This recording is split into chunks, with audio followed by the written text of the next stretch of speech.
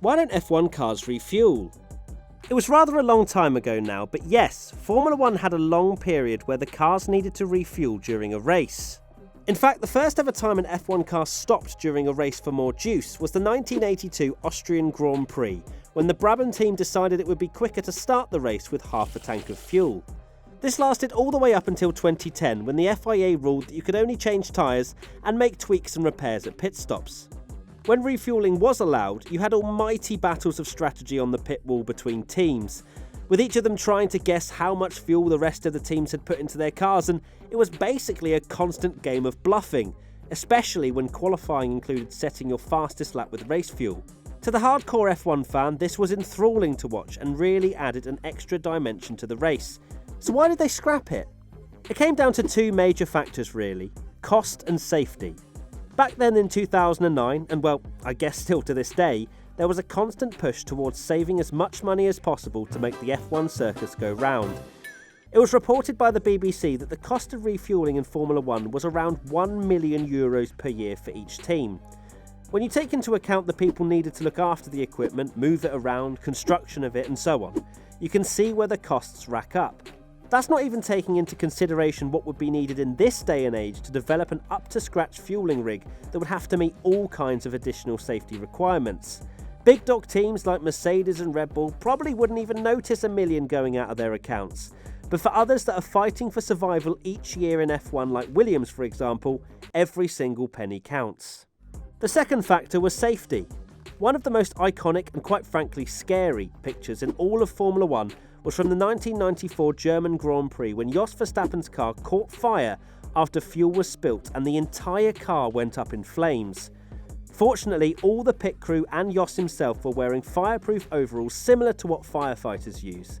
This one incident wasn't the sole reason for refueling being banned though, but incidents continue to rack up with teams and drivers wanting to be stationary for as little time as possible.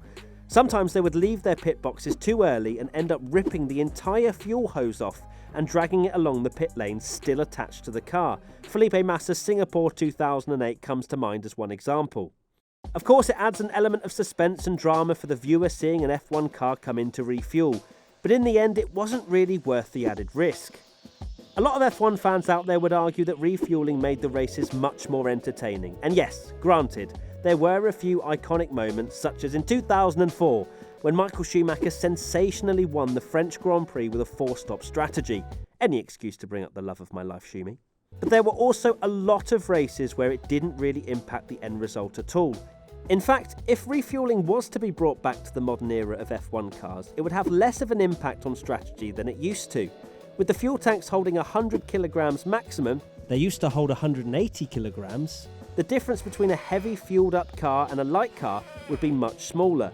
Remember that 0.3 seconds per lap is around the time lost for every 10 kilograms of fuel.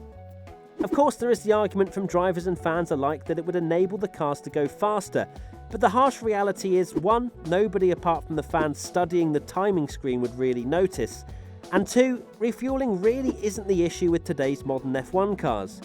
People love to refer to the good old days, but fail to remember the 75% of average or below races and only focus on the classics. It's easily done. I do it myself too, don't worry.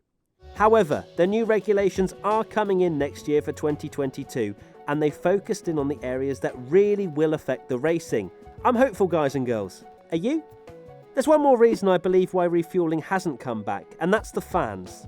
Formula 1 relies on bringing in new fans every single year, which is a fantastic segue to remind new viewers here to subscribe to this channel if you haven't already. Love ya.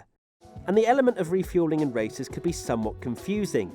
I know you hardcore lot that are watching this will be saying something along the lines of, "Confusing? What are you talking about? It's the easiest thing ever to understand."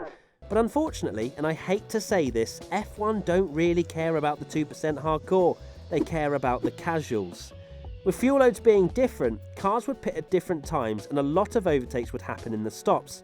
Don't get me wrong, I enjoyed certain elements of this where a driver would be slightly heavier on fuel than their rival and push like crazy at the end of a stint to try and jump them. But not everyone did. Overtakes, drama, chaos. That's pretty much in a nutshell what general audiences want. There you have it, why F1 cars don't refuel anymore. Would you like to see refueling back in Formula 1? Let us know in the comment section below.